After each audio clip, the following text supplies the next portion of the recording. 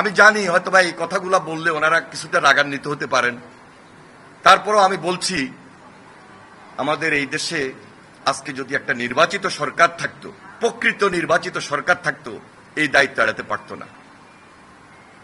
সুতরাং শুধু একটা পার্টি ডিসেম্বরের নির্বাচন চায়, কেন চায়, কি কারণে চায়, এটা বুঝতে হবে। জনগণের স্বার্থে, দেশের স্বার্থে, জুলাই সর্বশেষ আন্দোলনের স্বার্থে বিগত 17 বছর আমরা যারা ত্যাগ স্বীকার করেছি, কষ্ট করেছি, যারা গুম হয়েছে, শহীদ হয়েছে, খুন হয়েছে, পঙ্গুত্ব বরণ করেছে, দৃষ্টিশক্তি হারিয়েছে, তাদের জন্য, দেশের জন্য, এই জন্য নির্বাচন চাই। নির্বাচন চাওয়াটা কোনো অপরাধ নয়। গণতন্ত্রের স্বার্থে জোর করে, জোর গলায় নির্বাচন চাচ্ছি। কেউ যদি মাইন্ড করেন, আমি মনে করি ঠিক হবে না।